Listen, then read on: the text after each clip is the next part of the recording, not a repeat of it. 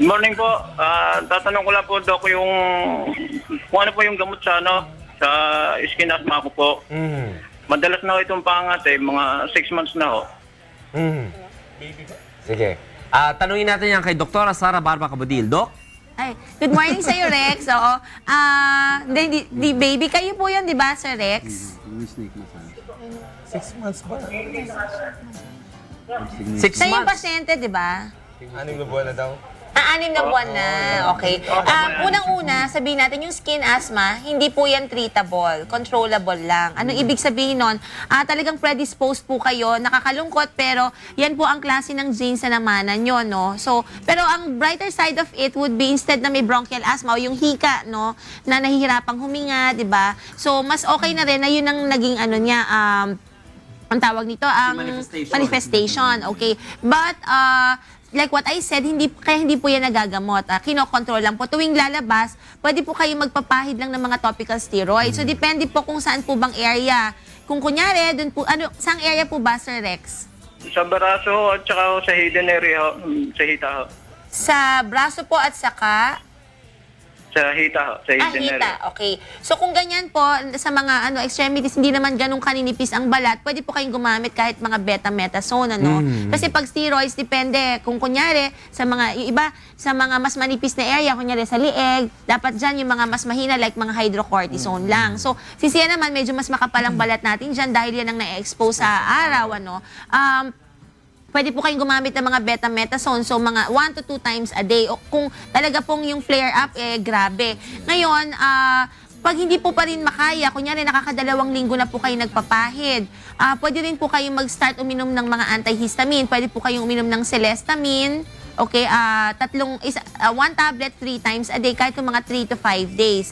Ngayon, kung itatanong nyo naman po yung dun sa pagkain, meron po kasi ibang mga pasyente na kapag nag-withdraw, ibig sabihin nag-hypoallergenic diet, ano ba yung mga yan? Any form of seafood, chicken, eggs, pineapple, mango, watermelon. So, yung mga malalansa generally, at nag-hold kayo ng ganyang diet for a month, tapos nawala ang pangangati. So, ibig sabihin, it works po sa inyo. Gagawin nyo tuwing may eruption ho, talagang hindi muna kayo kakain. At least 1 month, oo.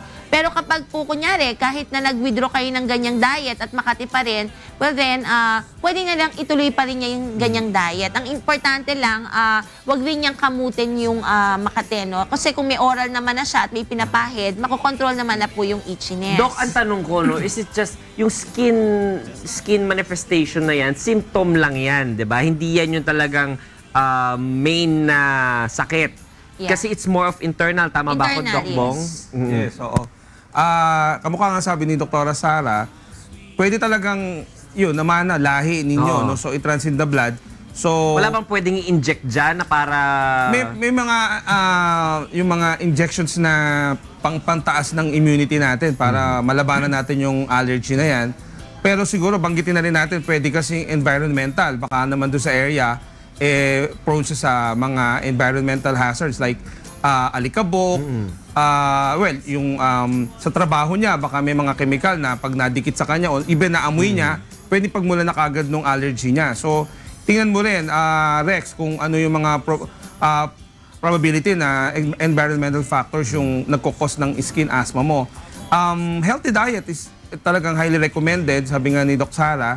Kaya lang, yun nga, nasa sayo na talaga yan. Actually, pwede mo pang ipamana yan pag nagka-anak ka uli o magka-baby ka. Kaya dapat maingatan mo yung balat mo dahil ang magiging possible na side effect could be infection pag kinamot ng kinamot, magsusugat. And ayun, yun na nga, magkakaproblema ka palalo pag hindi mo na ingatang huwag kamutin. Doc Mon, pag nasa stress ba, pwedeng lumabas din yun? In fact, ang stress, basta bumaba ang resistensya.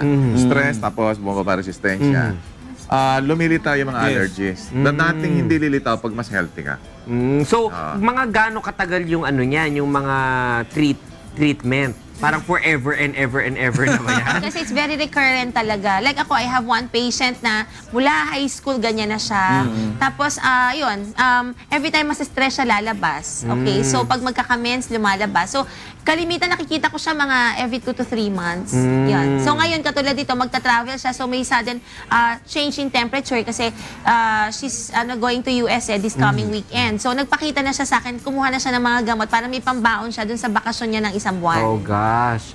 So Rex, yun yung mga kumpletong sagot ng ating mga doktor. May katanungan ka pa?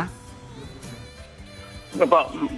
Maraming salamat po. Sige, maraming salamat Rex and good luck sa pag-treat ng iyong skin asthma.